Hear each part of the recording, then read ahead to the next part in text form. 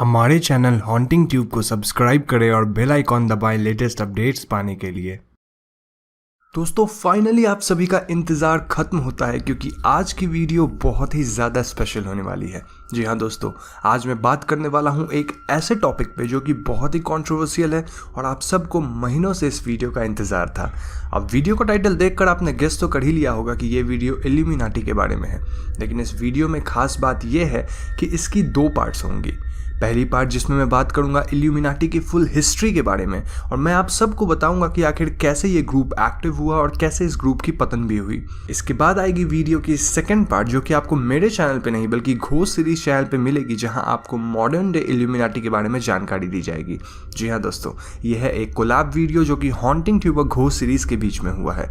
Second part की video का link आपको डिस्क्रिप्शन या फिर कार्ड्स में मिल जाएगा। तो without any further do let's get into the video.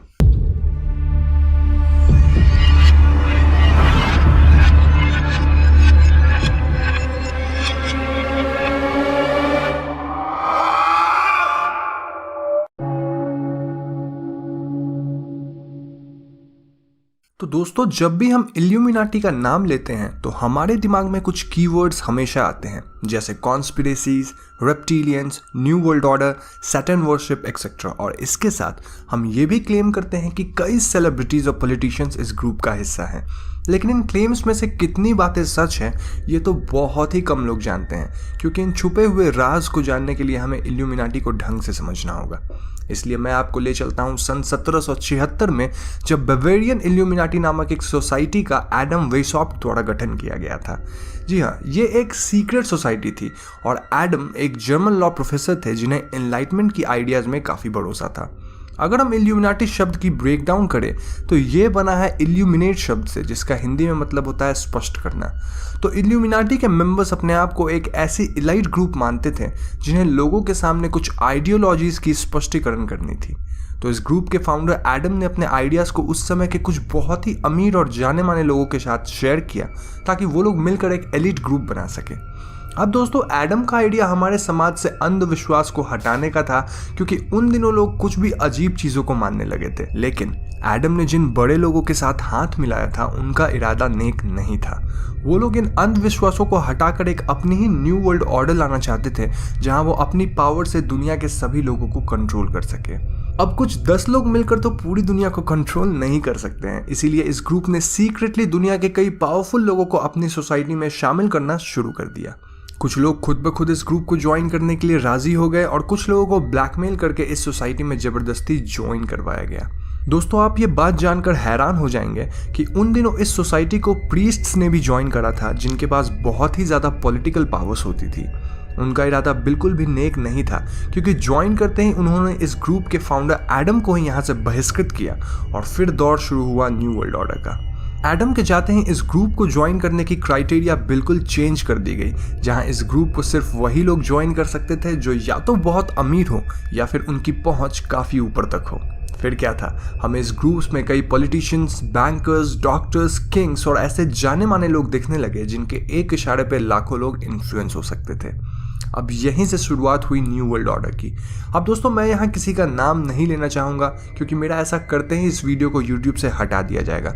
लेकिन मैं आपको इतना बता सकता हूँ कि कुछ बहुत ही फेमस फैमिलीज़ ने भी इस ग्रुप को ज्वाइन किया था, जो कि आज की डेट में भी वर्ल्ड इकोनॉमी को अपने बाएं हाथ से कंट्रोल करते हैं। तो धीरे धीरे ये ग्रुप स्ट्रांग होता गया और इनका पहला टारगेट था मोनार्की को ख़त्म करना। इन पावरफुल लोगों ने मिलकर कई जगह के राजाओं को उनकी गद्दी से हटाया और वहाँ के सारे सिस्टम पे अपना कंट्रोल बना लिया।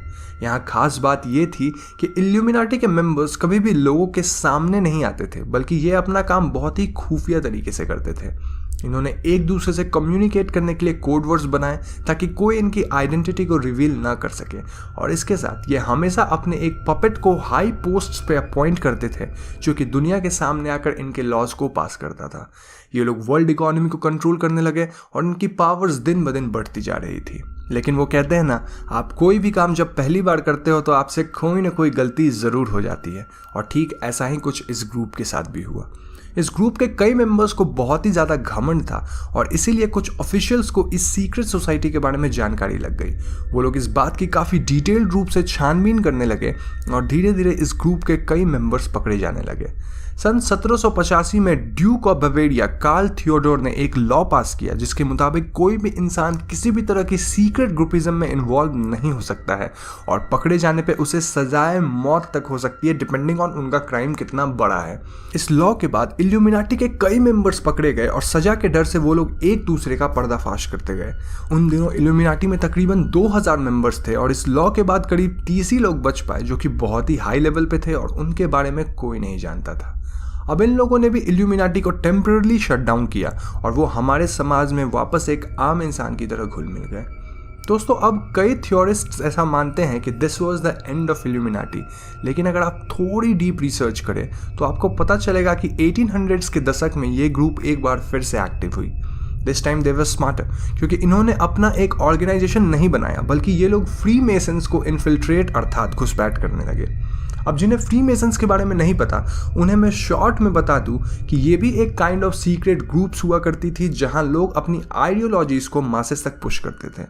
ये ग्रुप थोड़ी डेंजरस थी और इल्यूमिनाटी के एलाइट मेंबर्स ने धीरे धीरे फ्री मेसन्स को रिक्रूट करना शुरू किया और यहीं से आई those most infamous symbolisms like ever watching eye, triangle, pyramids etcetera, क्योंकि ये इल्यूमिनाटी के नहीं बल्कि फ्री मेसन्स के सिंबल्स हुआ करते थे। फ्री मेसन्स को जॉर्ज वॉशिंगटन, बेंजामिन फ्रैंकलिन और जॉन हैंकॉक जैसे जाने माने लोगों ने भी ज्वाइन किया था because it wasn't necessarily bad. और यही वजह है कि आपको डॉलर के नोट पे आई और पिरामिड के सिंबल्स दिखते हैं। तो अगली बार अगर आपको कोई ये बात बोले कि डॉलर नोट पे इल्यूमिनाटी का साइन है तो आप उसे समझाना कि वो इल्यूमिनाटी नहीं बल्कि फ्री मेसन्स की सिंबलिज्म है और दोनों ग्रुप्स में काफ़ी फर्क था। एनीवेज, तो जब इन फ्री मेसन्स में से कुछ लोगों को इल्यूमिनाटी ने धीरे धीरे कंट्रोल करना शुरू किया तब illuminati was back into power. इन्होंने तब से अपनी रिचुअल्स बनाई जिसमें ये लोग भगवान के बजाय शैतान की पूजा करने लगे। ऐसा करने की खास वजह ये थी कि ये लोग चर्च के अगेंस्ट थे और इसीलिए इन्होंने ये ठान लिया कि अब से वो सभी शैतान को मानेंगे। ये लोग बैफोमेट जैसे पिक्चर्स को एज ए सिंबल यूज करने लगे जिसके अंदर कई हिडन मीनिंग छुपी है। इस बार इल्यूमिनाटी बहुत ज़्यादा सीक्रेटली काम करने लगी थी और लोगों को भनक तक नहीं लगी कि the secret society is back और एक बार फिर से ये लोग वर्ल्ड इकोनॉमी को कुछ स्केल तक कंट्रोल करने लग गए थे। उन दिनों कंट्रीज के बीच ट्रेड्स काफ़ी बढ़ गए थे और स्टॉक मार्केट्स की कॉन्सेप्ट भी लोगों के सामने आ चुकी थी। इल्यूमिनाटी के एलाइट मेंबर्स इन स्टॉक मार्केट्स को कंट्रोल करते थे और दो देशों की लड़ाई के वक्त इनको हमेशा सबसे ज़्यादा फायदा होता था क्योंकि इनको सब बात सबसे पहले पता लगती थी और इस बातों के बुनियाद पे ये लोग सट्टा खेलते थे। इनके पास इतना पैसा हुआ कि अब ये लोग दूसरे देशों को वेपन सप्लाई करने का काम करने लगे और जब कभी भी कोई वॉर होता था तो उसमें इल्यूमिनाटी मेंबर्स की कमाई सबसे ज़्यादा होती थी। First world war, second world war, इन सब टाइम पे कुछ एलाइट्स ने बहुत ही प्रॉफिट कमाई और इनका बस ये एम था कि किसी तरह दो देशों को आपस में लड़वाया जाए ताकि ये लोग ढेर सारा पैसा कमा सके। अब चूंकि इनकी पहुंच बहुत ऊपर तक थी और सारे काम सीक्रेटली होते थे, किसी को भनक भी नहीं लगी कि इल्यूमिनाटी बहुत ही पावर में आ चुकी है। 1960s के टाइम पे कई लोगों के नाम सामने आए लेकिन तब तक ये ग्रुप इतनी ज़्यादा पावरफुल हो चुकी थी कि इनके खिलाफ जाने वाले लोग जिंदा नहीं बचते थे। लेकिन फिर भी बहुत सारी बातें सामने आने लगी और कुछ कॉन्स्पिरेसी थ्योरीज भी सामने आने लगी। मिड 1970s में रॉबर्ट शे और रॉबर्ट एंटन विल्सन ने 3 किताबें निकाली जिसको द इल्यूमिनेटस ट्रायलॉजी के नाम से भी जाना जाता है। इन किताबों में इल्यूमिनाटी की कई कॉन्स्पिरेसी थ्योरीज को डिस्कस किया गया था और कई जगह तो इन्हें एलियंस भी बताया गया था जो कि किसी तरह के रेप्टाइल है और वो ह्यूमंस फॉर्म में पृथ्वी को चला रहे हैं। अब ये बातें थोड़ी ज़्यादा है और बुक में कुछ नॉनसेंस बातें भी लिखी गई थी, लेकिन इस किताब के लॉन्च के बाद दुनिया भर के लोगों को पता चल गया था कि कोई सीक्रेट सोसाइटी तो है जो चीज़ों को कंट्रोल कर रही है। इसके अलावा उन दिनों कई देश न्यूक्लियर वेपन्स बनाने लगे थे जिसके कारण वॉर्स बहुत कम हो गए थे।